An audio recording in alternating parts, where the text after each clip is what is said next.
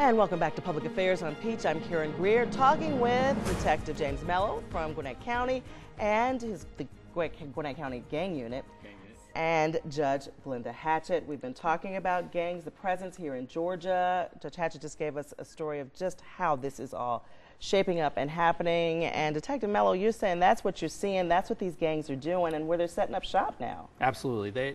They're wanting you to choose the gang over your own family, because that's what they're doing. When you basically apply to become a gang member, you're put in a process, or what they call your green lit. And at that point, they're expecting you to choose everyone, choosing the gang over everyone. And that's what Judge's story was all about. Everyone. And so what are we doing to keep these kids out of the gangs? Is there any way to do that, to keep them from getting in with because it's them wanting to be loved and have a family. Some of them don't have a father figure, and Absolutely. This is family to them. How do we keep them from falling into that trap? My pastor said to me when I first went on the bench, he said, Glenda, I met a gang recruiter. And he said, you know what, Pastor, the reason we're so successful is because we can love them better than you can. And we have got to change that narrative. We have got to say to our children that there is a community around them. But you're so right. We have so many girls and detectives, I know you've seen this, who leave home because they're abused, or they're sexually abused by a live-in boyfriend or whatever, who go out in the street, and they're finding this support, this protection with gangs. And the only way we're going to ever, in my opinion, is really get a hold on this, is that we have got to really rebuild the foundation, and that our children have to understand there's a safe haven at home, at school, in communities that they can go and say, I'm being threatened. Well, what I'm noticing a problem is a lot of these parents will say, I didn't know my kid was in a gang. It's ridiculous, actually. What these parents need to do is they need to stay on top of their kids from a young age, because very young. Society nowadays is putting importance on bling, money, status. Kids want to be famous, and what they get from these gangs is you are going to get all the attention. People are going to respect you. They're going to fear you.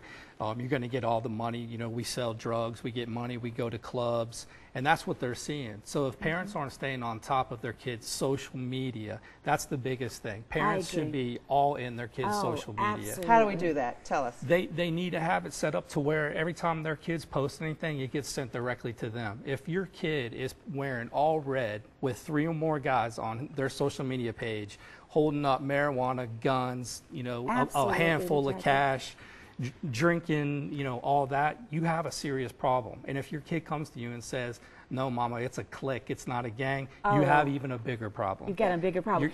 And I've had kids say, I don't want my parents all up in my business. I'm like, you are their business. You are their business. And I say to parents, well, I want to give them space. Look, you need to be on top of this. Want to be their friends. Listen, let me tell you, they got all the friends. They got Ashley and JoJo and Mikey and all these people. They need you to parent. Oh, yeah.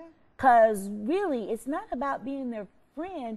And I tell parents, all the time on the bench, either I am going to put the guidelines here and hopefully not have to arrest them, or you can start saying no, because you don't want me to have to say no when they get to my courtroom, because the no will be a very different conversation, and parents have got to be parents. Well, we want to keep them from getting to your courtroom. Right, exactly. It's the first thing. And do you have teenagers? No, I don't. Okay. I feel like I have 1 million of them in Gwinnett County, though. I bet you do. So you've got to imagine it's difficult for parents to get in there and figure out how to find apps, things that alert them as to when their kids are. There is, but you got to overcome the difficult part, because you're talking about your children. And as soon as they slip down that road, it's too late. So we talk about, can they come back from this? What do we need to do to bring them back from being in the gang life? That's much harder to do that than it is to snoop through your kids' drawers, to watch all their social media, to call their friends, ask them where they're going, put a tracker on their phone. Some people put a tracker on their kids' cars, and there's nothing wrong with that. You're not snooping. You're being a parent. You're being a parent. And this whole thing of dropping your children off and not knowing where they're going to go. Right. Too many families drop their kids off at the mall. The kids go in the front door. They go out the back door, and you have no idea what they're doing and where they're going or who they're with. They're going to parties. Well, wait a minute, who are you going to the party with? Who are these people? And who are they doing? And what are you involved in? Absolutely. And don't come in red-eyed.